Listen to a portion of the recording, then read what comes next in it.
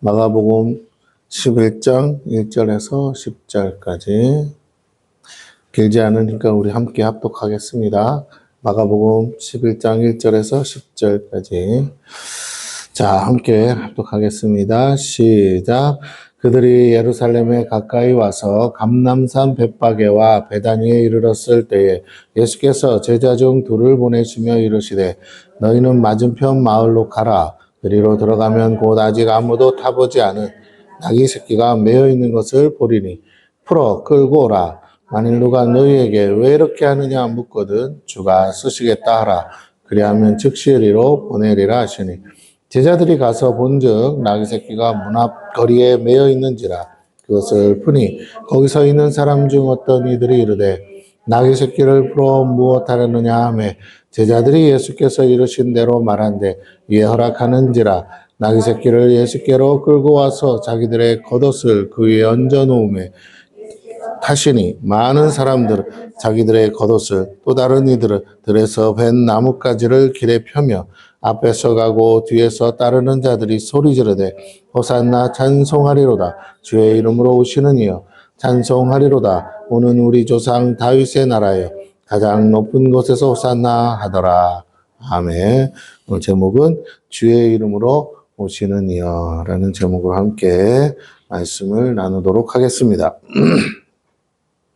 자, 우리 잘 알듯 오늘은 종료주일입니다. 구원자로 오신 예수 그리스도를 기념하는 날입니다. 자, 주님은 이날 이후로 고난의 길을 가셨죠. 죽음으로 우리의 모든 죄를 다 사해 주셨습니다. 이 사실을 믿음으로 우리는 자유를 누리고 모든 죄를 사함받게 되었습니다. 우리가 회개하는 것은 우리의 모든 죄뿐 아니라 우리를 구원하러 오신 예수 그리스도를 믿지 못한 죄를 회개하는 것이에요. 가장 큰 죄가 뭐라고요? 예수를 믿지 못하는 죄라 했습니다. 이제 예수 그리스도를 나의 구주로 영접하는 것이 회개요. 그분의 뜻대로 사는 것이 또한 회개입니다. 입으로 하는 것이 회개가 아니고 입으로도 당연히 우리가 죄를 뭐합니까? 자복하고 시인하지만 그것은 죄를 자복하고 시인하는 것이고 회개는 우리의 행동이 삶이 변화되는 것을 말하는 것이죠. 그분과 함께 죽고 그분과 함께 사는 것이 우리의 진정한 신앙 고백입니다. 누가 함께 죽고 누가 함께 살 수 있습니까? 주님을 나의 구주로 영접하고 그가 짊어지고 가신 십자가를 함께 지고 가는 사람들, 바로 주님과 함께 죽고 함께 사는 부활을 경험하게 될 참된 성도들이라는 것이에요. 이게 중요합니다. 예수와 함께 죽는 경험이 우리 안에 있어야 됩니다. 내가 죽는 것 경험이 있어야 돼요. 그냥 예수 믿습니다. 이거 믿는 게 아니에요. 예수님과 함께 십자가에 못 박혀 죽는 나, 죄인으로서 죽는 나를 경험해야 됩니다. 그리고 두 번째, 그 주님으로 인해서 다시 사는 나, 이 부활을 우리가 경험해야 됩니다. 영적으로 경험하는 걸 말해요. 실제적인 죽음과 부활이 아니라 영적인 것. 실제적인 것은 이제 우리가 추후에 주님 오실 때 경험하겠지만 지금은 우리가 뭘 경험한다고요? 영적으로, 마음으로 내가 죽고 내가 사는 경험이 필요합니다. 좀 뒤집어서 얘기하면 내가 죽고 내가 산다는 말이 정확히 뭡니까? 라고 하는데 물론 말 그대로 내가 죽는 것, 내 마음이 죽고 내가 다시 하나님 안에서 은혜로 사는 경험을 말하기도 하지만 좀 더 구체적으로 말하면 우리의 마음이 절망 가운데 있다가 하나님에 의해서 소망 가운데로 옮겨가는 거. 그러니까 도저히 세상 사는데 희망이 보이지 않고 소망이 보이지 않던 삶에서 절망밖에 없던 삶에서 참된 소망, 희망이 있다는 걸 깨닫게 되고 그것이 하나님이라는 사실을 믿고 하나님을 의지하는 것, 그 하나님을 나의 소망으로 삼는 것, 그것이 내가 죽고 내가 다시 사는 경험일 수 있어요. 근데 조금 더 우리가 적극적으로 말하면 이렇게 말할 수 있습니다. 내가 주인 되어서 살았던 나를 죽이고 이제는 예수가 내 안에 주인으로 사는 것을 말하는 것이에요. 그러니까 우리가 내가 주인 되어 살려고 하는 마음이 가득합니다. 여러분이 의도하든 안 하든 우리는 습관적으로 내가 주인 되어 사는 것이 너무나도 강해요. 그런데 그냥 모든 결정을 내가 하니까. 근데 이제는 그것을 바꿔서 뭐라고요? 내 삶의 주인이 예수고 나의 모든 것을 결정하시는 분이 예수라는 것을 우리가 깨닫고 그 주인 대신 예수를 나의 주인으로 모시면서 사는 거예요. 그러니까 결정권이 누구에게 있어요? 예수에게 있는 거죠. 예수님이 원하는 대로 사는 거죠. 예수님이 살고 싶은 대로 사는 거예요. 우리 자신과는 좀 충돌하지만 그러나 그때마다 겪는 게 뭡니까? 나로서 살고 싶은 나를 죽이는 거예요. 이게 죽는 경험이에요. 마땅히 죽어야 된다는 걸 깨닫는 거예요. 아, 그렇게 사는 것 죄구나. 그렇게 나로 살고 싶어 하는 나는 죄인이구나. 십자가에 죽어야 되는 존재구나. 그렇게 살면 나는 영원히 저 지옥불로 떨어지겠구나. 그런데 내가 예수로 살면, 예수를 나의 주인으로 여기고 살면, 예수가 원하는 대로 살면, 예수님이 살고 싶은 대로 내 안에 예수님이 계셔서 산다면 그것은 하나님 보실 때 뭐가 되냐? 의가 된다는 거예요. 그래서 그렇게 살려고 고백하고 그렇게 믿는 사람, 예수가 나의 주인이라고 믿는 사람만이 천국 가는 겁니다. 이 사실을 여러분이 잘 아셔야 돼요. 예수님이 십자가에 달려 죽으셨습니다. 이렇게만 믿는다고 되는 게 아니라 예수님이 죽으신 거 다음에 부활하셨잖아요. 그래서 그 예수님이 나의 참된 주인이시다. 예수를 주로 영접하는 자만이 천국에 갈 수 있습니다. 이게 주여 주여 한다고 천국 가는 게 아니라고 했잖아요. 그죠? 우리 잘 아셔야 돼요.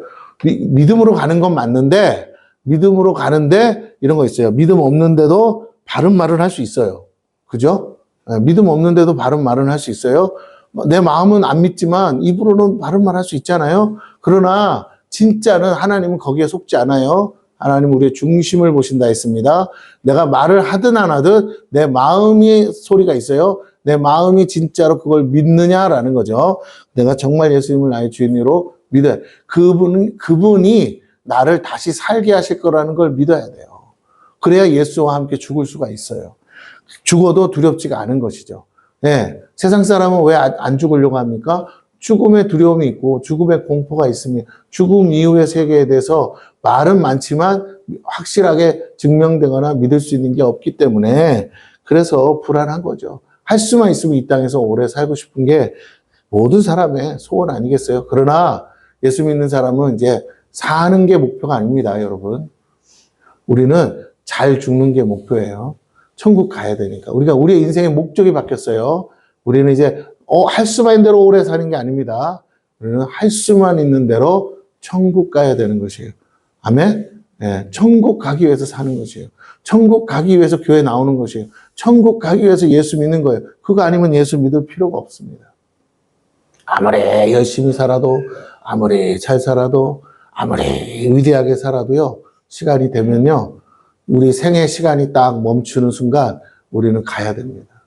누구도 막을 수도 없고 누구도 피할 수 없습니다. 우리가 주변에서 죽어나가는 사람을 수없이 보면서도 우리는 자꾸만 착각하고 살아요. 오늘도 내가 숨을 쉬고 내가 눈을 뜨고 오늘도 내가 이렇게 움직이니까 더 살 수 있다고 생각하는 거예요. 여러분 근데 다 그렇게 생각하다가 어느 날 훅 가는 거예요. 그러므로 우리는 항상 마음의 준비를 하고 있어야 돼요. 오늘이라도 주님이 나를 부르신다면 어떻게 해야 되는가. 그 마음으로 하루하루 잘 때도 하나님 오늘 하루를 주셔서 감사합니다. 또 내일 하루를 주시면 내가 하나님의 뜻대로 열심히 살아보겠습니다. 이렇게 하는 거죠. 또 아침에 눈을 뜨면 오늘 하루를 허락하신 하나님께 감사합니다. 오늘도 주님과 함께 하루를 시작합니다. 이러고 시작해야 되는 거라는 거죠. 그렇습니다. 오늘 우리가 다시 한번 잘 생각하셔야 돼요. 우리가 소극적으로 표현하면 예수님과 함께 죽고 예수님과 함께 사는 거예요. 그러나 적극적으로 말하면 내가 주인된 삶에서 이제는 예수님이 주인된 삶으로 살기 위해 주인 되려고 하는 나를 날마다 죽이는 삶을 살아야 된다라는 거예요. 이걸 누가 고백했습니까? 바울이 고백했죠. 나는 날마다 죽노라. 그렇습니다. 오늘 우리가 그렇게 뭘로 나를 죽여요? 여러분 칼로 죽여요? 아니. 말씀이 성령의 검이라고 그랬죠. 정욕과 육신의 정욕, 안목의 정, 이생의 자랑으로 옛사람의 습관을 따라 여전히 나를 지옥으로 끌고 가려고 여전히 하나님과 상관없는 삶을 살고자 하는 나라는 나라는 존재, 내 안에 있는 마음에 그 나라는 것들을 어떻게 해요? 성령의 말씀의 검으로 찔러서 그를 죽이는 일들이 날마다 있어야 될 줄로 믿습니다. 이걸 다르게 표현하면, 좋게 표현하면 우리가 날마다 말씀을 묵상하며 산다라는 거예요. 그러니까 묵상은 하는데 순종 안 하는 사람도 많아요. 묵상만 하는 게 아니라 묵상해서 순종하는 거예요. 그러니까 그러려면 어떻게 해야 돼요? 그러고 싶지 않은 나를 꺾어야죠. 그러고 싶지 않은 하나님 말씀대로 순종하고 싶지 않고 순종하기 힘들어하는 나를 날마다 성령의 검, 말씀의 검으로 죽여야 돼요. 내 의지로 안 돼요, 여러분. 여러분의 의지가 사람마다 정도의 차이가 있습니다. 의지가 강한 사람도 있고 의지가 약한 사람도 있어요. 세상에서는 통할란가 몰라요. 그래서 그 의지로 성공하기도 합니다. 그런데 하나님의 뜻대로 사는 것은요, 우리의 의지로 되는 게 아니에요. 여러분, 우리의 의지로 사는 게 아니라 말씀에 순종해야 되는데 우리가 어떻게 순종할 수 있어요? 그래서 성령의 능력으로 사는 줄로 믿습니다. 성령이 내게 오셔서 내게 그 힘을 주셔야 돼요. 내게 능력을 주셔야 내가 감당할 수 있어요. 그럼 우리는 가난한 심령으로, 겸손한 마음으로 어떻게 해야 되냐? 날마다 성령을 구하시고 성령의 능력을 구하세요. 막 병든 자를 고치고 귀신을 쫓아내는 능력을 구하라는 게 아니고요. 그거는 이미 주셨고 예수 이름으로 다 주셨어요. 여러분의 믿음의 문제일 뿐이지 권세와 능력은 이미 주어졌습니다. 중요한 건 성령님이 더 오셔야 막 능력이 나타나는 게 아니라 성령님이 주고 싶어 하시는 능력은 하나님의 뜻대로 하나님의 말씀대로 사는 능력이에요. 죄인된 습관을 가지고 옛사람의 습관을 가지고 내가 주인 되어 살아가는 것이 너무나 당연하듯이 사는 나를 쳐서 하나님의 말씀에 복종케 하는 삶, 즉 나를 날마다 죽이는 삶, 그거를 하려고 할 때 하나님이 능력 주신다는 거예요.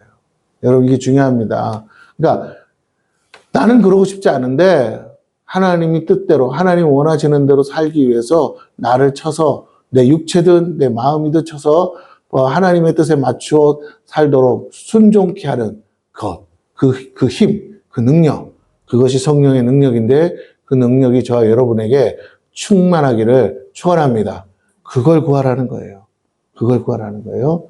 우리가 초대교회가 성령 받기를 구하라고 했잖아요. 주님이 떠나지 말고 내가 약속한 성령을 아버지께 받아서 너희에게 부어줄 텐데 성령이 오시면 이렇게 된다 하시면서 뭐라고 그 사건이 어떻게 일어났습니까? 그들이 오순절에 전심으로 기도했을 때 성령이 임하셨는데 어떤 일이 일어났죠? 아주 확실한 사건이 뭡니까? 성령의 말하게 하심을 따라 기도했더라. 방언을 한 거죠. 여러분, 이 방언이라는 사건에 집중하지 마시고 방언이 주어진 것에 대한 영적인 의미를 기억하셔야 돼요. 방언을 뭐라고 표현했다고요? 성령의 말하게 하심을 따라. 여러분이 여러분 마음 따라 기도하는 걸 하라는 게 아니에요. 그건 내가 아직 안 죽은 거예요. 내가 방언하면서도 내 욕심으로 얼마든지 구할 수 있다니까요. 여러분의 마음이 거듭나지 않으면. 그래서 안 돼요. 그 방언과 내 기도가 충돌한다고, 내 마음이. 그 기도가 응답이 안 되는 거예요.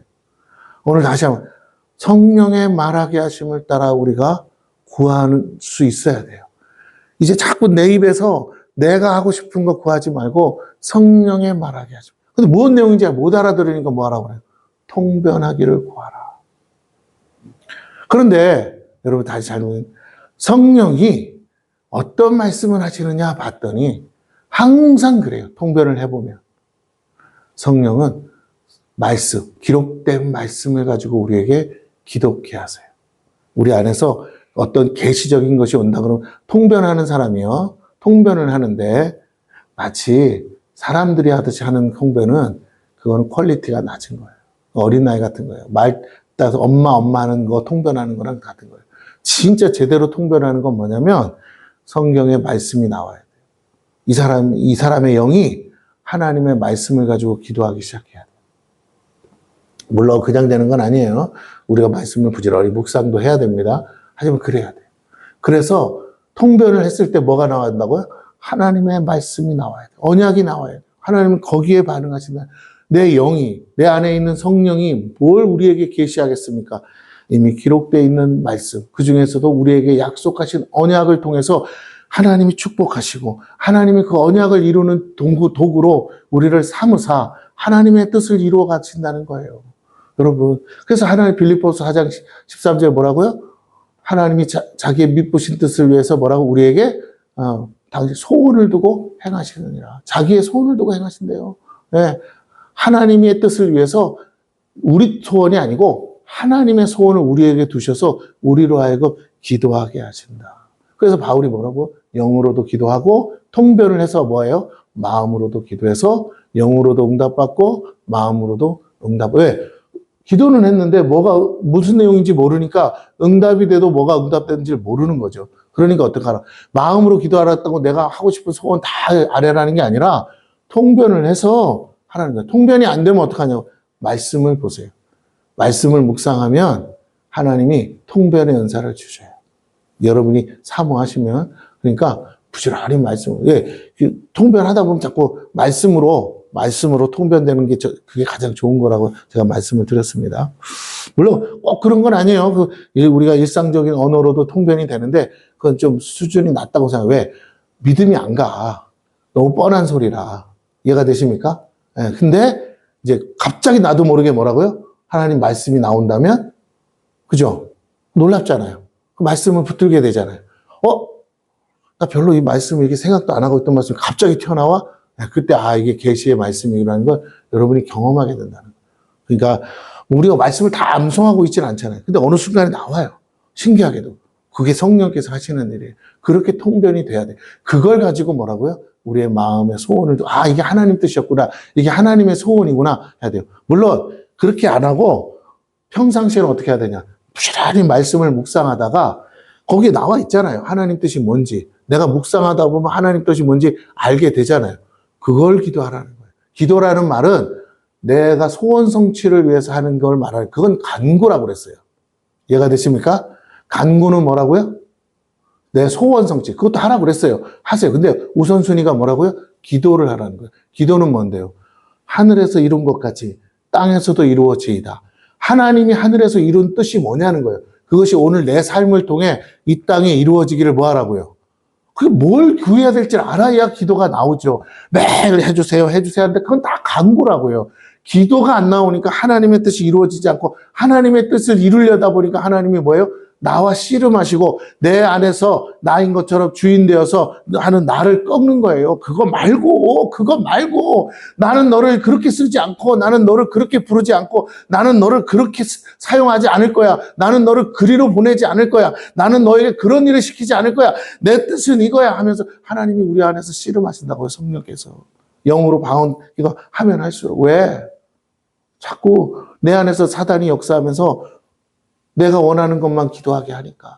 내가 원하는 게 이루어져야 그것이 올바른 기도라고 착각하게 만드니까. 여러분의 소원 성취는 해도 되고 안 해도 되는 거예요. 지나고 보면 아무것도 아닙니다. 그러나 하나님의 뜻은 반드시 이루어져야 될 줄로 믿습니다. 아멘?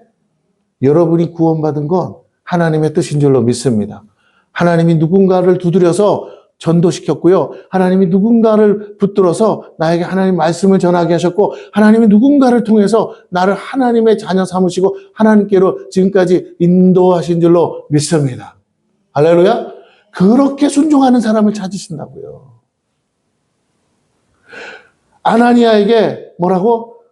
사울이 다메섹에서 눈이 멀어 있는데 너 그 예수쟁이 잡아 족치는 사울에게 가서 주의 복음을 전해라 했을 때 아나니아가 그 경건한 자가 예수쟁이 잡아 죽이는 사울 앞에 가서 그 사울을 바울로 변화시키는 역사를 하나님 앞에 순종한 줄로 믿습니다. 그게 기도라고요. 하나님의 뜻을 이루기 위한 하나님의 뜻이 무엇인지를 알고 그 음성을 듣고 순종하는 삶. 내가 주인 되지 않고 하나님이 주인 되어서 하나님이 원하는 대로 가라는 대로 가고 서라는 대로 서고 하나님이 원하는 삶을 사는 거. 그게 하나님 뜻이에요. 그게 쉬운 건 아니에요. 쉽지 않아요. 저도 지난번에 싱가포르 가라고 그래서 갔다 왔는데 여러분 갔다 오는데 돈을 안 썼겠어요? 돈을 거의 한 500만 원 정도 썼는데 지금 생각하면 아까워요. 우리가 급한데 우리가 그 돈이 있었으면 어떻다고요? 이렇게 힘들지 않을 텐데 사람도 없는데 주님 어떡해. 근데 나 자신과 싸워서 이겨야 돼요. 그러니까 내가 오사카를 또 가겠다는 마음이 안 생겨요. 아유, 하나님, 교회가 어려운데, 뭔 오사카입니까? 미쳤지요. 또 뭘 싱가포르를 갑니까? 거기가 더 잘 살더만. 아유, 하나님, 뭘 또 어디를 또 가라고 하십니까? 정말 어떨 때는 선교사님들이 나보다 더 배부르게 사는 것 같아요. 그래서 막, 하나님, 이게 뭡니까? 우리는 지금 등골을 빼서 하는데, 주님, 우리는 왜 이렇게 안 도와주십니까? 근데요, 그런 나와 싸워서 이겨야 돼요. 그런 나와 싸워서 순종해야 돼요. 그런 나와 싸워서 어떻게 해요? 내가 믿음의 결단을 보여야 돼요. 죽으면 죽으리다. 하나님, 가지고 내가 할 수 있어서 언제 했습니까? 할 수 있다고 생각하면 전 죽었다 깨나도 못하고 하나님이 하라시니까 내가 믿음으로 합니다. 나머지는 하나님이 책임져 주세요.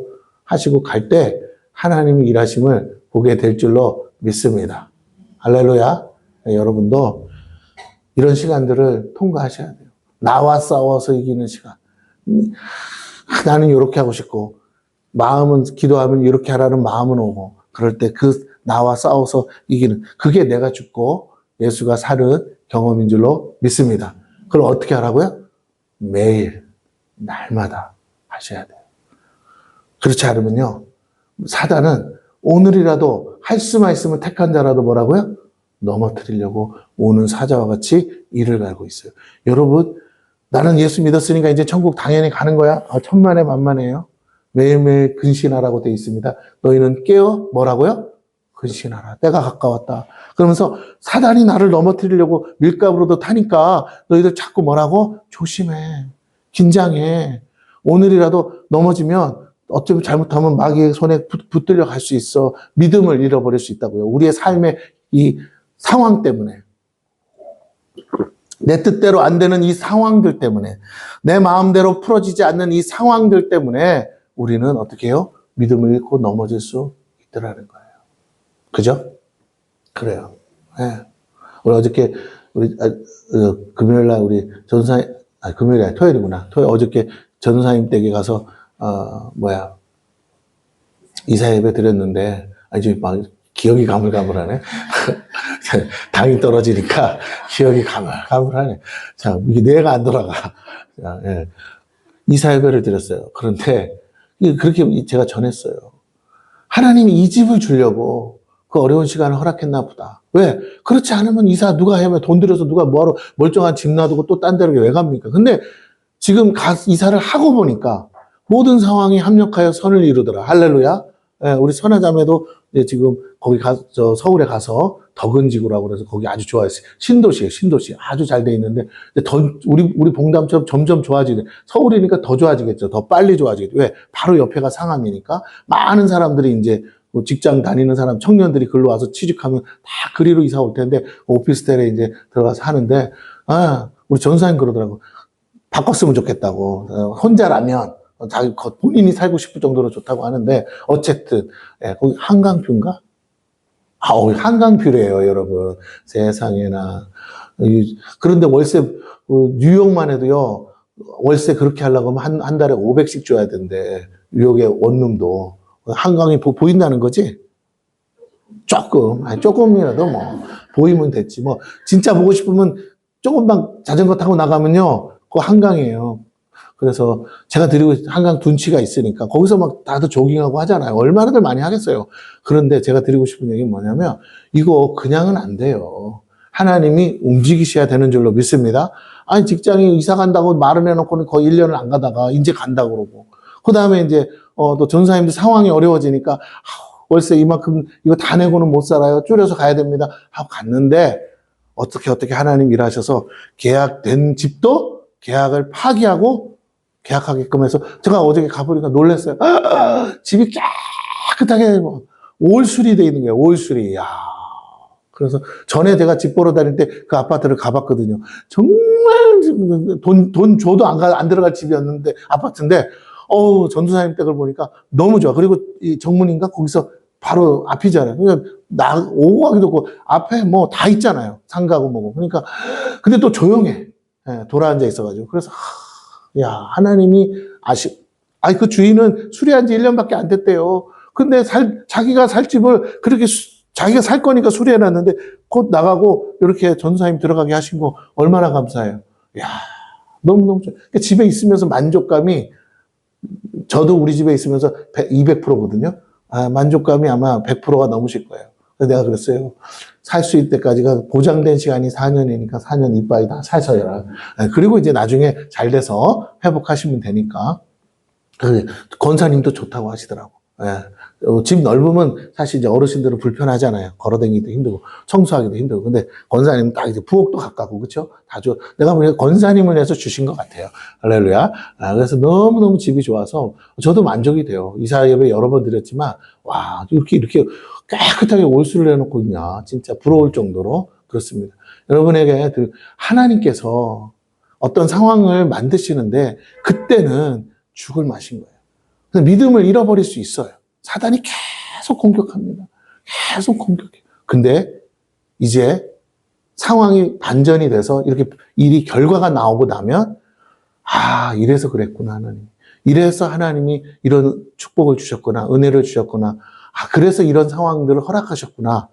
이제 하나님이 이거 이제 끝났으니까, 집 줬으니까 이제는 거기서 잘 살아야 되니까 하나님 모든 것도 회복하실 줄로 믿습니다. 그럼요. 그렇지 않으면 이 집을 누군가 딴 사람이 가져가는 거죠. 축복이라는 건 우리가 거절하면 누군가가 가져가는 거예요. 하나님이 상황을 우리를 쪼는 거야. 왜? 하나님은 아시니까. 어떤 사람이 이렇게 좋게 해놓은 걸 아시는데 그걸 당신의 자녀들에게 주고 싶은데 우리가 좀 고집들이 세서 잘 안 움직이려고 그래. 목사님 지금 형편도 없는데 뭔 이사입니까? 돈 들여서. 그런데 또 상황을 하나님이 우겨싸서 쪼으니까 갈 수밖에 없어서 갔는데 너무하십니다 하고 간 거예요. 근데 너무하십니다가 아니고 뭐라고요? 너무는 너무인데 너무 잘하십니다. 할렐루야? 그냥 너무하십니다가 아니잖아요. 너무 잘하십니다. 너무 감사한 거예요. 네, 새도 싸고, 그쵸? 네, 그렇습니다.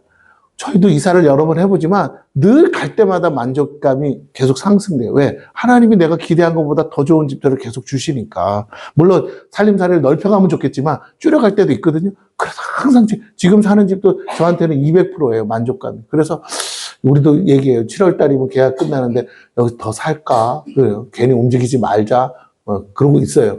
그럼 모르죠. 어떻게 될지. 하나님 또 기회를 주시면 갑자기 좋은 집이 나올 수도 있겠고요. 그러나 드리고 싶은 얘기는 이 사소한 예지만 여기에 하나님의 뜻이 있다.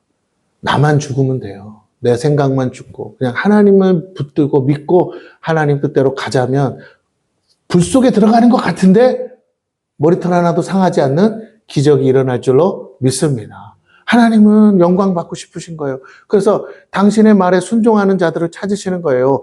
우리가 생각이 모자르거나 우리의 생각이 틀려서가 아니라 하나님은 기적을 보여주고 싶고 능력을 보여주고 싶은데 그렇게 안 하면 얻을 수 없는 축복을 주고 싶은데 자꾸만 우리가 현실적인 이성으로 현실적인 것에 묶여 있다 보니까 틀린 말은 아닌데 자꾸 어떻게 해요? 기적을 체험하지 못하고 하나님의 능력을 체험하지 못하고 하나님이 주시는 축복을 맛보지 못한다는 거예요.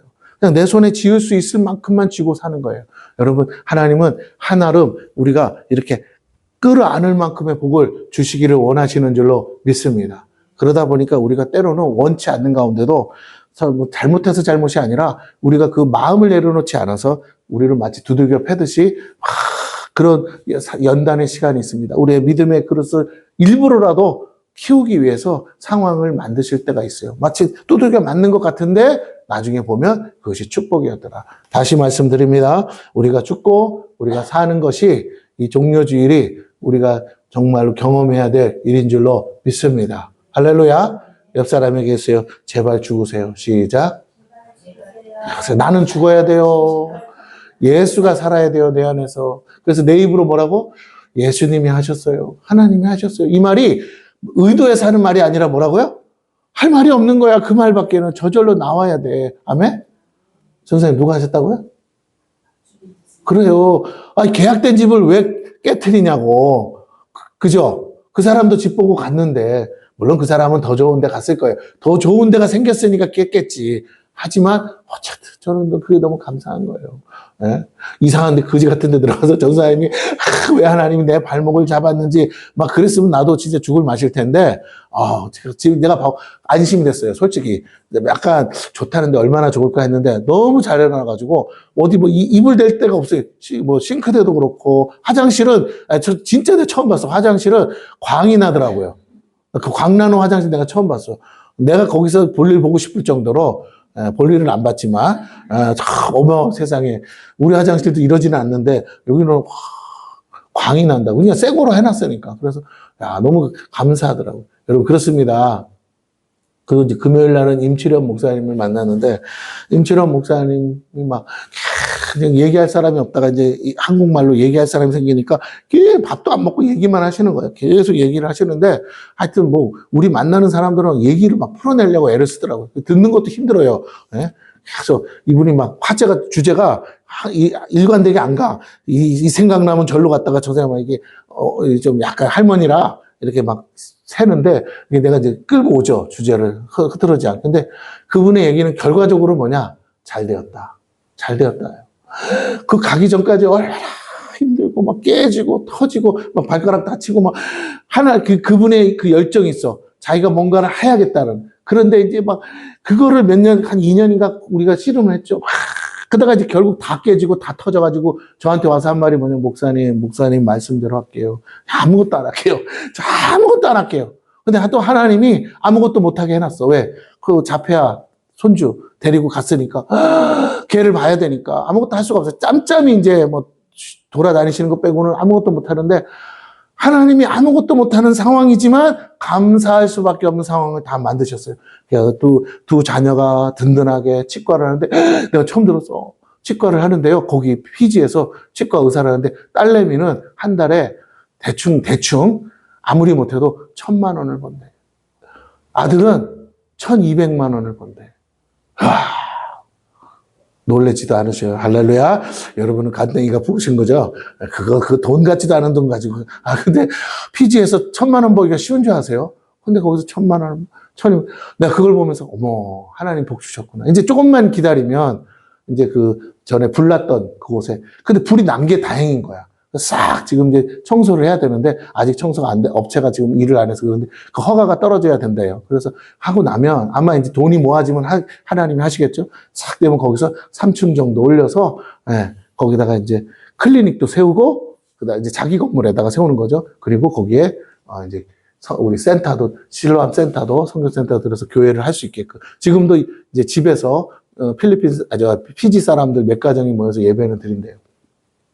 그리고 싶으면 하나님이 하시니까 결국 그 과정은 참 나를 죽이는 과정이었어요. 제가 그분 처음 만났을 때 했던 말이거든. 목사님, 이제 목사님은 더 이상 목사로 사는 건 이제 내려놓으시고 이제 그냥 하나님께 맡기세요. 그래야 돼요.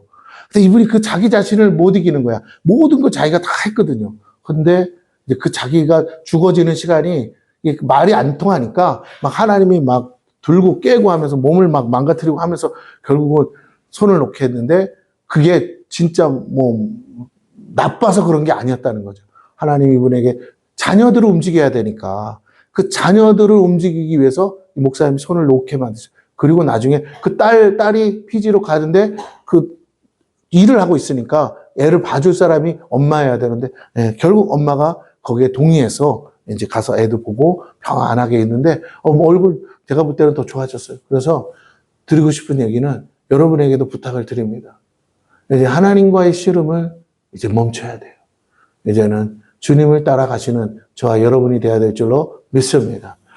많은 사람들이요, 교회를 다니고 예수를 믿지만 정작 주님과 함께 십자가를 지고 주님과 함께 죽으려고는 하지 않아요. 하지만 진정한 신앙 고백은 주님과 함께 죽고 주님과 함께 살고자 주님을 온전히 따르는 자들인 것이죠. 자, 종려주일은 바로 그 주님을 나의 구주로 믿고 그분만을 따르고자 하는 자들의 날이라고 했습니다. 그리고 예수님을 그렇게 만나는 날이에요. 종려 가지를 들고 나온 무리들의 바람이고 소망은 뭡니까? 주님의 구원을 보는 거죠. 육적인 이스라엘의 해방의 날이 아니라 영적인 이스라엘의 해방을 보는 것입니다.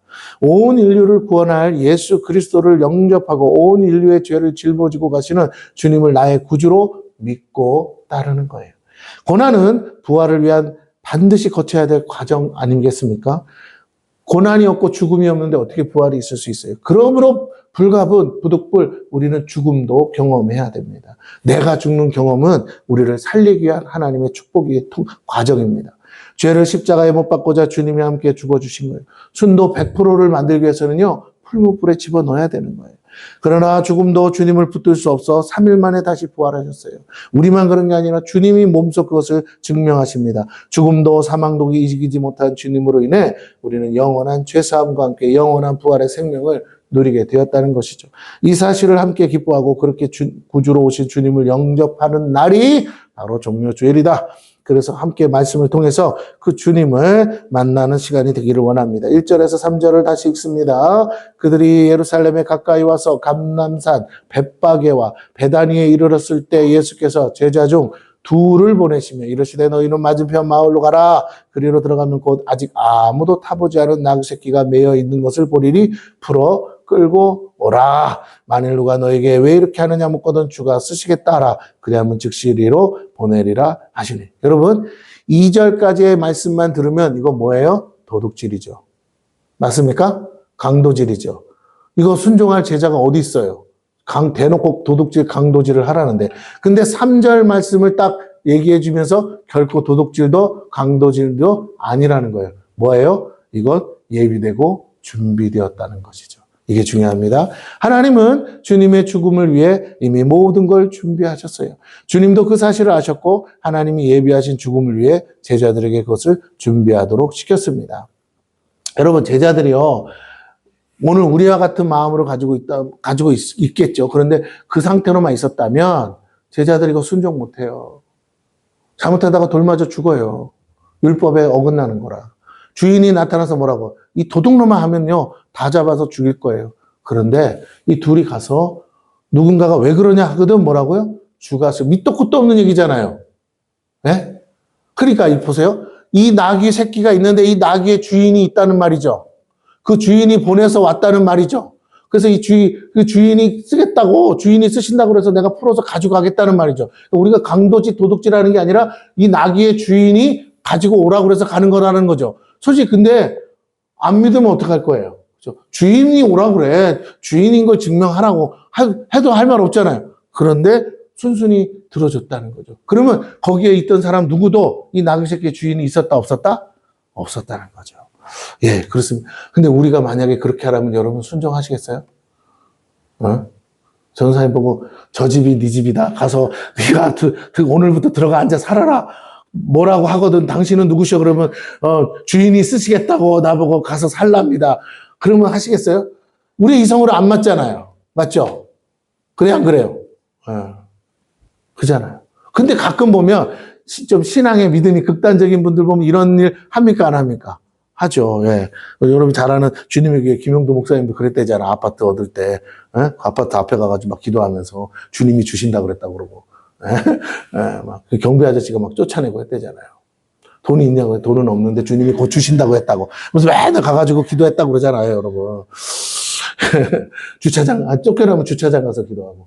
좀 그런 믿음도 필요해요. 할렐루야. 예. 물론, 그거는 확실한 뭐가 있을 때, 말씀이 있을 때, 믿음이 올 때 하는 거예요. 그냥 여러분이 또 갑자기 아무 데나 가서 막 붙잡고, 목사님 그러셨는데, 그러지는 마시고, 하나님이 강권적으로 하실 때가 있는데, 그렇게 하면 됩니다. 오늘 말씀은 뭐냐? 하나님은 이걸 예비하셨다는 거죠. 주님도 그 사실을 아셔요. 하나님이 주인인 것. 하나님이 예비하신 죽음 후에 제자들의 그것을 준비하도록 시켰어요. 제 생각에는 원래 주인은 있었을 거야. 주님이 나귀 새끼 끌고 다닌 건 아니잖아. 그 주인이 묶어놨어. 근데 주인이 어떤 사정으로 인해서 죽었을 수도 있어. 이거 성경에 없는 얘기예요. 나 혼자 썰을 푸는 거예요. 그런데 누가 그 일을 허락하셨다고요? 그래서 그 나귀 새끼 주인이 없어졌잖아. 그래서 이때를 위해서 뭐라고요? 아니 생사화복의 주권자이신 하나님이 그 나귀 주인을 데려가셨는데 그걸 뭐라고 할 거냐고. 그래서 뭐라고요? 주님이 쓰시겠다고 하나님이 그렇게 정하셨다면 그렇게 될 줄로 믿습니다. 그러니까 모든 것을 주관하시는 분이 하나님이라고 말하면 말이 돼요. 그런데 하나님을 빼고 말하면 이건 말이 되는 일이 아니죠. 우리의 이성으로 맞지 않아요. 그러므로 성경을 볼 때는 반드시 하나님이 주권자이신 것을 의식하고 봐야 됩니다. 그래야 이해가 되고 해석이 돼요. 자, 그걸 제자들을 준비하도록 시키고 그것이 바로 나귀 새끼를 끌고 타는 거예요. 그럼 나귀를 타지 왜 하필 나귀 새끼를 타느냐? 여기에 대해 의미가 있죠.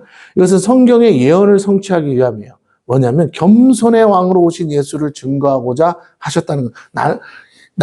나는 나귀를 타는 게 아니라 뭐라고요? 나귀 새끼를 탄다. 이걸 스스로를 낮추신다는 의미죠. 그러면서 이게 어디 있냐? 마태복음 21장에 4절과 5절에 똑같은 사건이 나오면서 기록되기를 마가복음에는 없지만 마태복음에는 그걸 기록해놨어요.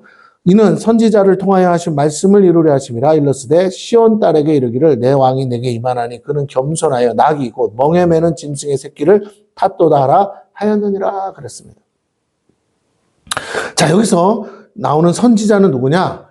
마태는 그걸 말하진 않았지만 사람들이 잘 아는 말씀이라고 생각합니다. 그래서 그냥 선지자 이름은 말하지 않고 얘기했는데 실제로 구약 성경에 어디 누구냐면 스가랴 선지자예요.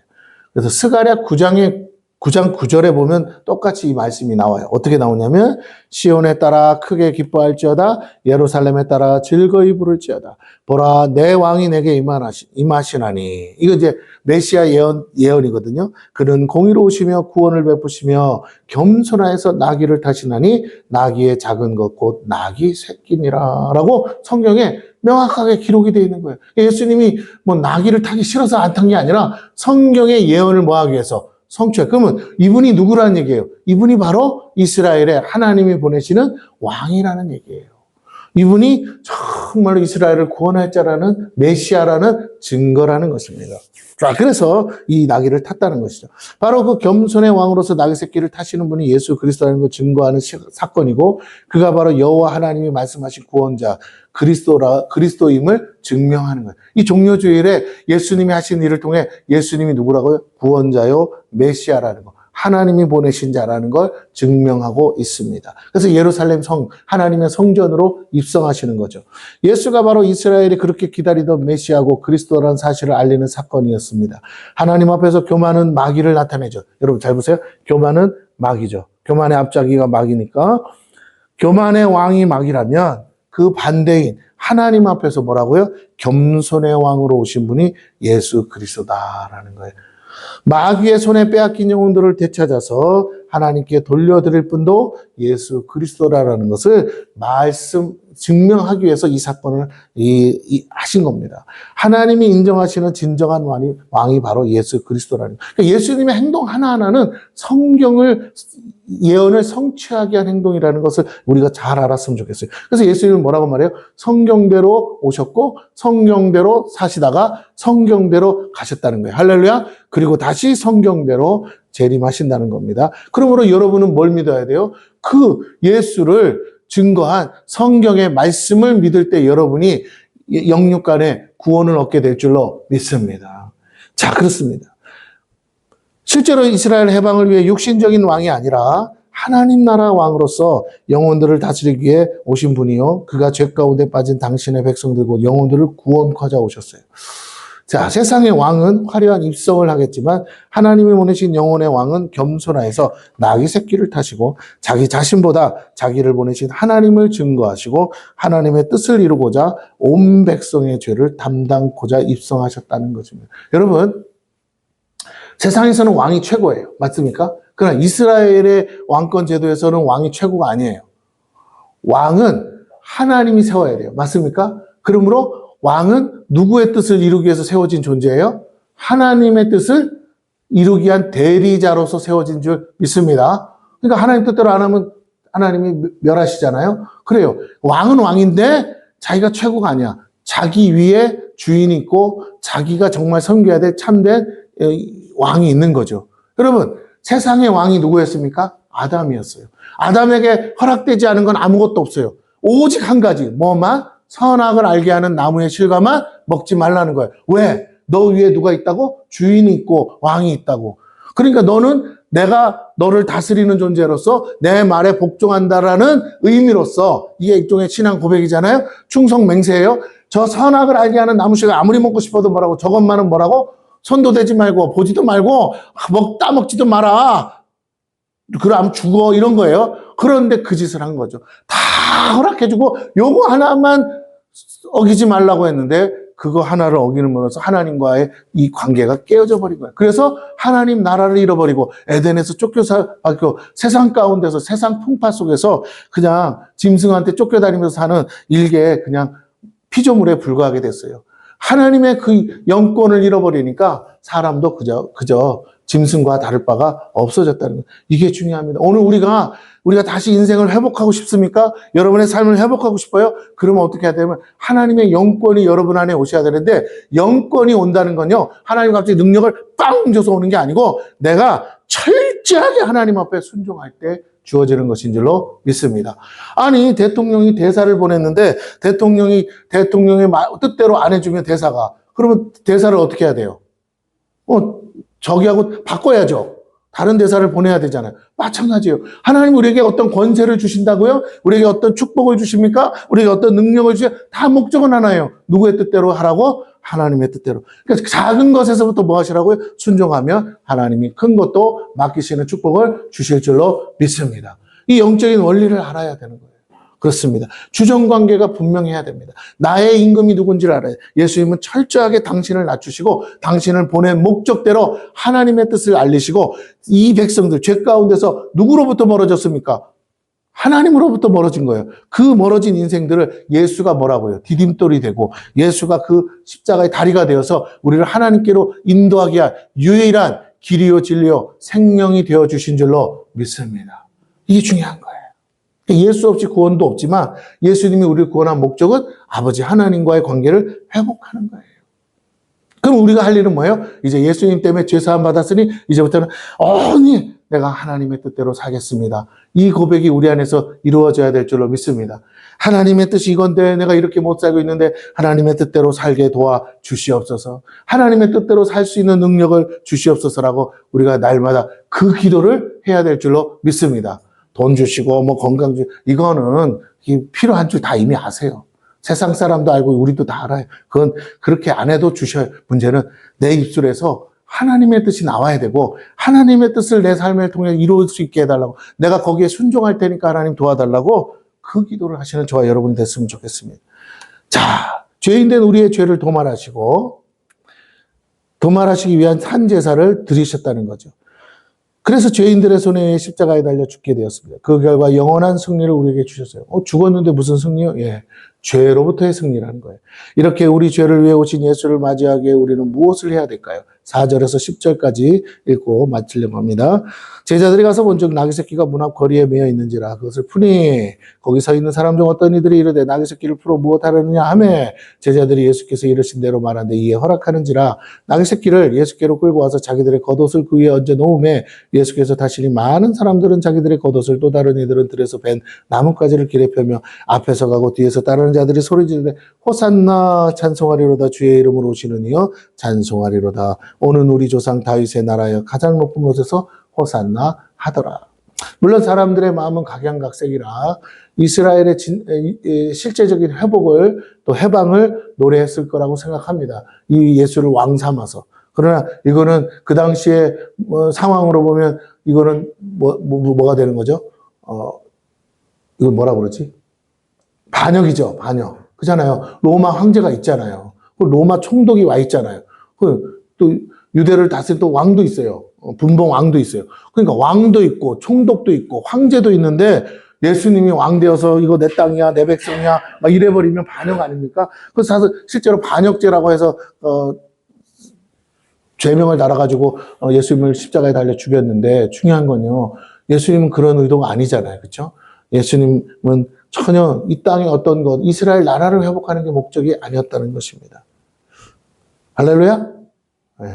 그러면 다시 예수님의 목적은 육적인 이스라엘의 회복이 아니요. 예수님이 이 땅에 왔을 때도 아니었어요.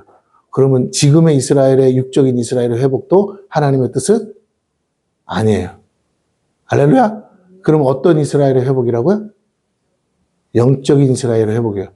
이스라엘 땅에 사는 이스라엘 민족 백성이라도 예수를 나의 구주로 뭐 해야 된다고요? 영접하는 것이 목적이지 이스라엘 나라 자체가 회복하는 게 목적이 아닙니다. 그거는 하나님이 성경에 예언된 약속이라 뭐 하셨다고요? 얼마든지 하나님이 이렇게 이 민족을 사랑하시고 이 민족도 구원받기를 원하신다고 말씀하시고 그 이정표를 정하신 거라고. 이 말세 지말의 때에 뭐라고요? 여기가 땅끝이야. 할렐루야. 복음이 시작된 곳을 한 바퀴 돌아서 뭐라고요? 이스라엘 나라가 없으면 안 되잖아요. 그러나 이스라엘 나라를 딱 다시 세우시면서 뭐라고? 여기가 땅끝이야. 마지막에 돌아와야 될 백성이 누구라고? 이스라엘 백성이야. 그들에게 뭘 전해야 된다고? 복음을 전해야 돼. 이스라엘 나라 자체가 회복돼서 그게 중요한 게 아니고. 예, 그렇습니다. 그러므로 오늘도, 그래서 우리가 가끔 어떤 사람들이 메시아닉주 이렇게 하면서 막 하는데, 여러분, 그런 거에 현혹되지 않기를 바랍니다. 그거 신학적으로 어떻게 보면 말을 맞추면 맞는 것 같은데, 아니에요. 이해가 되십니까? 그리고 우리가 지금 평상시에 믿던 거, 이런 거, 영적인 이스라엘, 이걸 대체 신학이라고 해요. 그 사람들 말에 의하면. 근데 대체 신학 아닙니다. 성경 어디를 봐도 이스라엘 민족조차도 누구를 자기의 메시아로 영접할 때만, 예수 그리스도를 메시아로 영접할 때만 구원을 받습니다. 죄사함을 받아요. 그러니까 이전에 이스라엘이 알고 있던 그런 거는 이제 의미가 있다 없다. 그들이 복 받은 건 맞지만 그 믿음으로는 안 된다는 거예요. 유일신 사상으로 안 됩니다. 구원은 이제 하나 삼위일체 사상으로만 구원을 받은 줄로 믿습니다. 예수 그리스도를 구주로 영접하지 않으면 답 없어요. 그들이 기다리는 메시아도 하나님은 아니에요. 이해가 되세요? 그들이 기다린다는 메시아도 뭐라고요? 이스라엘에 하나님이 보낸 다윗과 같은 실제적 이 왕, 대통령 이런 걸 말하는 거지, 어떤 영적 지도자를 말하는 거지, 우리가 믿는 예수님 같은 하나님의 아들, 하나님 같은 존재를 믿는 게 아니라고요. 그 신앙이 어떻게 돼야 된다고요? 바뀌어야 돼요. 그러니까 우리가 이 한국에 잘못된 신앙이 들어와서 대체 신앙 어떻게 하면서 막 했는데 아니에요. 우리는 다시 원점으로 돌아가야 돼요. 종교 개혁을 한 목적도 그거예요. 예수 그리스도를 통해서 온전히 구원받고 예수 그리스도 통해서 모든 민족이 구원받는 줄로 믿습니다. 그러니까 이제는 민족의 문제가 아니라는 거예요. 단지 선교적 관점에서 볼 때 마지막에 구원받을 민족, 가장 예수 안 믿고 강팍한 민족이 누구라고요? 이스라엘이라고. 그들이 마지막에 돌아온다고 예언되어 있는 거지. 여러분, 그들을 구원해야만 주님 곧 오신다. 아닙니다. 그렇게 하고 싶다고 된다고요? 안 된다고요? 안 된다고. 주님의 시간표가 있다는 거예요. 아직도 구원해야 될 영혼이 이렇게 많은데 갑자기 왜 이스라엘로 갑자기 건너뛰어? 그건 하나님의 순서도 아니에요. 그들이 구원받는 것도 맞지만 그들도 전도해야 되지만 열방 전체가 주께로 돌아와야 될 줄로 믿습니다. 이렇게는 예언하셨어요. 뭐라고? 사방 열방에서 이스라엘 예루살렘 성으로 뭐라고요? 몰려오리라. 왜 몰려와요? 여호와 하나님을 경배하려고. 할렐루야. 근데 거기 왕이 누구라고? 예수 그리스도. 아멘. 근데 이 예언의 성취가 언제 이루어진다고요?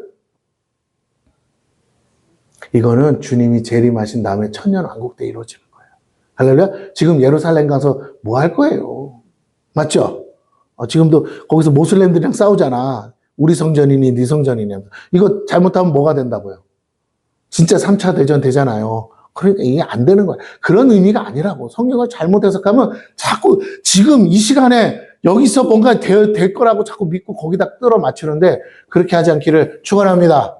네, 주님이 진짜 오셔서 천년왕국 때 예수님이 예루살렘 성에 입성하신다 거 아니에요? 그럼 어떡한다고요? 그때 이제 전 세계에서 몰려오겠죠. 그때 우리도 예루살렘에 가보자고요. 할렐루야. 네, 그 전까지 너무 앞서 가지 마세요. 성지 순례만 가세요. 하면 그 성지 순례 가도 거긴 볼 거 없대. 그래서 제가 하는 말. 자, 제가 어디까지 읽었죠? 10절까지 다 읽었죠? 자, 당 떨어져서. 자, 뭘 했는지가 기억이 안 나. 방금 말한 것도 잊어버려. 당시에 수많은 기득권들은 이스라엘의 왕으로 오시는 예수를 영접하지 못했죠. 왜? 할 수가 없어요. 예수를 영접하는 건 그들의 기득권을 내려놓는 거예요. 그들이 복종했던 로마를 배신하는 일입니다. 그들은 하나님을 믿고 섬긴다면서도 하나님보다 황제를 더 숭배해요. 그들의 권력 앞에 굴종했습니다. 그들이 주는 열매를 따먹기에 양심과 자존심도 버리고 그들에게 복종했어요. 예수를 죽일 때도 그들은 황제를 들먹이며 예수가 자칭 왕이라고 한다면서 예수를 모함했어요. 빌라도도 그것을 신문했지만 예수가 말하는 나라는 이 세상에 속한 나라가 아닌 하늘나라였어요. 이 사람이 자기가 하나님이라고 합니다. 그랬더니 뭐라? 이건 니네들 문제잖아. 종교 문제잖아. 나랑 상관없잖아. 그랬더니 뭐라? 이 사람이 자기가 유대인의 왕이라고 자칭 왕이라고 합니다. 이거는 가이사 황제에게 반을, 그래서 십자가에 못 박아 죽인 거예요. 없는 죄 만들어서. 예수님은 그런 말 한 적도 없는데. 자, 그렇습니다. 그러기에 그가 스스로 왕이라고 해도 이것은 그들의 신앙에 관한 문제이지 결코 로마의 법에 저촉되지 않습니다. 예수가 내란을 일으키거나 백성들을 선동하기 위해서가 아니라 그들을 죄에서 구원하고자 왔음을 신문을 통해 알았어요. 그래서 죄 없음을 인정했습니다. 그럼에도 예수를 십자가에 못 박았던 것은 그 기득권을 가진 제사장과 사두개인들 그리고 바리새인들이 백성을 선동했기 때문이라는 거예요. 즉 정치적 이유로 죄 없는 예수를 죽였어요. 그리고 자신들의 죄를 감추려고 합니다. 그러나 백성들은 이미 예수를 알았고 그를 만났고 그가 무엇을 말씀하신지를 알았어요. 그래서 그를 하나님이 보내시는 메시아라고 믿었고 그 예수를 따르고 있습니다. 이 예수가 예루살렘 성에 입성하는 것은 마치 이스라엘의 새 왕이 즉위하는 모습과 같았어요. 입성을 통해서 죄악 가운데 허덕이고 하나님과의 관계가 깨어진 이스라엘 민족을 구원하시는 메시아로 영접하는 것입니다. 호산나라는 뜻은 이제 우리를 구원하소서라는 뜻이에요. 여러분, 로마의 식민지로 살고 있어요. 하나님이 그 예루살렘 성전에 임하시고 거하시고 거기 함께 하신다면 당연히 어떻게 돼야 돼요? 하나님 예배하는 것을 막는 저 로마를 축출하고 식민지에서 해방돼야 되지 않겠어요? 그런데 아무리 기도하고 아무리 예배하고 아무리 제사장들이 뭐라고 떠들어도 이스라엘의 회복은 오지 않는 거예요. 그죠? 그런데 이제 진짜 누가? 하나님의 아들이신 참 하나님이 예루살렘 성에 뭐라고요? 입성하시는 거예요. 그러면서 무엇을 하시려고 한다고요? 나를 믿는 자는 뭐라고요? 살아서 믿는 자는 죽지 않고 죽은 자도 뭐라고요? 믿는 자는 다시 살리라 하신 그 말씀을 이루려고 영적인 회복, 영적인 생명을 주시려고 예루살렘 성에 입성하신 줄로 믿습니다. 보이지 않던 하나님이 보이는 모습으로 육신을 입고 오셔서 우리에게 하나님이 이곳에 오셨다는 걸 증거하신 거예요. 증명하시는 거예요. 그리고 뭐라고요? 이제 내 나라를 세우겠다는 거죠. 하나님의 나라를 세울 건데 어떻게 그 나라에 올 사람들을 부르시러 오신 줄로 믿습니다. 그 나라가 어디 있어요? 우리 안에 있어요. 하나님은 우리 안에 거하시는 거예요. 우리를 성전 삼으시는 거예요. 할렐루야. 내일 새벽에 또 말씀 전하겠지만 그래서 제일 먼저 하신 일이 뭐예요? 성전 정화를 하시고 이 영적인 의미를 내일 아침에 나누겠습니다. 어쨌든 호산나라는 뜻은 이제 우리를 구원하소서. 이 식민지의 삶에서 구원하고 가난과 종살에서 구원해달라는 외침이고 병들고 무너진 인생에서 구원시켜달라는 인생들의 호소예요. 지옥에 갈 수밖에 없는 영혼들의 부르짖음이라는 것이죠. 애굽의 종살이에서 400년이나 지나 이스라엘 민족의 신음소리에 응답하신 하나님이 이제 수천 년의 부르짖음에 응답하사 예수를 통해 이스라엘뿐 아니라 온 인류를 구원하시기 위함입니다. 이건 아브라함과의 언약의 성취이기도 합니다. 그의 자손으로 말미암아 모두가 복을 누리게 되는 사건이죠. 자, 오늘 종려 주일로서 우리도 이제 그렇게 우리의 영혼의 왕으로 오신 예수 그리스도를 진정으로 영접하고 주인으로 모시고 그분을 따라 십자가의 길을 가야 하지 않겠어요?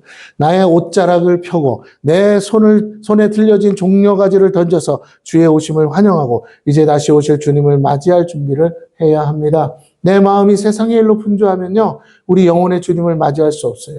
하지만 내 마음의 온갖 분주함을 다 내버리고 나귀 새끼를 타고 오시는 주님을 맞이한 이스라엘 백성들처럼 우리도 우리 심령에 찾아오시는 주님을 맞이하시기를 바랍니다. 멍에를 매지 않았기 때문에 이 나귀는 어떻게 할 줄을 몰라요. 예수님이 태우고 예수님이 이끄시는 대로만 가야 돼요. 그죠? 예. 그래서 멍에를 매면 어떻게 되냐면 멍에를 매면 앞에 줄을 끄는 사람을 따라서 뭐라고요? 나이가 가게 돼 있는데 지금 멍에를 안 매서 맬 수가 없어. 그러니까 누가 이끄시는 대로 해야 돼요? 예수님이 이래 하면 그대로 가야 되는 거예요. 예수님이 마음대로 조정하시는 거예요. 오늘 우리의 삶의 주인이 누가 되셔야 된다고요? 예수님이 되시고 우리의 인생을 우리가 뭘 알고 합니까? 우리는 이제 우리에게 멍에를 메어서 마귀의 손에 이끌려 살아갔던 삶을 주님이 그 멍에를 끌어 풀어주신 줄로 믿습니다. 그리고 이제 주님께서 쓰시려고 부르신 거예요. 그러므로 주님이 가자는 대로 가시면 되는 거예요. 그러면 주님이 받는 영광 가운데 우리도 함께 그 영광에 참여하는 존재가 될 줄로 믿습니다. 하나님이 여러분을 그렇게 축복하시려고 어린 나귀 새끼와 같은 우리를 부르셨다는 거예요. 묶여있는 나를 풀어주셨다는 겁니다. 그래서 우리는 그 멍에를 매지 않은 나귀로서 우리는 이제 더 이상 죄의 멍에를 맬 필요가 없습니다. 이제는 오직 우리 주님만 태우면 돼요. 내 삶의 주인으로 모시면 그분이 우리 왕이 되어주사 우리를 죄 아래서 건져주시고 구원하시고 모든 죄를 사하고 온전케 해서 하늘나라 백성 삼아주신다는 겁니다. 그 주님께 감사하시고 다시 오사 우리를 그 나라로 인도하실 주님을 환영하고 영접할 일이 이제 우리에게 남아 있습니다. 함께 종료 주일을 맞아 주의 이름으로 오시는 주님을 온전히 영접하시고 내 삶에 지어진 모든 멍에를 이제 다 내려놓으세요. 안 매도 되는 걸 지금 내가 쓸데없이 메고 있는 거 내려놓으세요. 그냥 하나님이 하셔야만 되는 일이라면 그럴수록 내 능력 밖의 일이라면 더더욱 그럴수록 뭐라고요? 내려놓으세요. 주님만 모셔드리세요. 주님이 하자는 대로 하세요. 그때 진정한 기쁨과 평안 그리고 말할 수 없는 영광을 함께 누리게 될 줄로 믿습니다. 그 가장 쉬운 방법이 뭐냐면요. 딱 아무것도 안 하고 멍 때리고 있으라 그게 아니고 우리가 하고 싶은 것들을 내려놓아야 되고 하나님이 원하는 걸 해야 되는데 첫 번째가 뭐냐? 여러분이 기도하셔야 돼요. 할렐루야. 두 번째가 뭐냐? 기도 뭐라고 가르쳐 드렸어요? 내 소원하려는 거 말고 하나님의 뜻을 이루어지게 해달라고 기도하시라는 거예요. 그리고 하나님의 뜻을 구하라는 거예요. 두 번째는 뭐냐? 여러분이 말씀을 묵상하셔야 돼요. 기도를 하려니까 뭐 해야 돼요? 약속을 알아야 되니까 말씀을 묵상하셔야 돼요. 그럼 말씀 묵상 기도를 두 가지를 바빠요, 목사님. 그럴 시간이 없어요. 두 가지 다 할 수 있는 방법이 있어요. 그게 뭘까요? 그게 찬양이에요. 그럼 찬양을 들으세요. 찬양을 하세요. 할렐루야? 찬양은 곡조 있는 기도라고 그랬어요. 그리고 찬양에는 반드시 계시의 말씀, 언약의 말씀이 함께 포함되어 있는 줄로 믿습니다. 찬송가를 해도 좋고 복음성가를 해도 좋은데 하루 종일. 그러면 찬송엔 감사도 있고 하나님을 높이는 영광을 돌리는 것도 있으니 찬양을 하는 그 자체가 뭐가 된다고요? 예배가 됩니다. 하나님은 어떤 사람을 찾으신다고? 예배하는 자를. 하나님이 왜 예배하는 자를 찾으신다고요? 그를 당신의 성전 삼으시라고.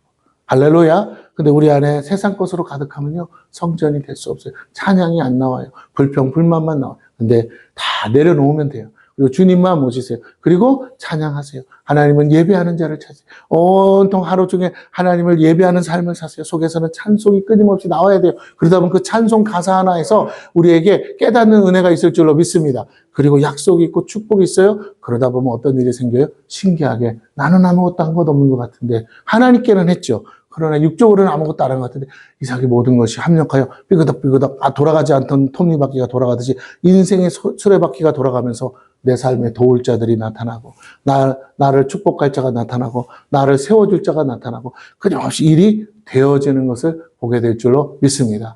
그 순간순간마다 누가 일하시는 걸? 보이지 않는 하나님이 우리와 함께 하사 일하시는 것을 나를 복주시기를 하고 작정하시는 것이 여러분이 그 움직이시는 하나님을 보게 될 줄로 믿습니다. 옆 사람에게 해주세요.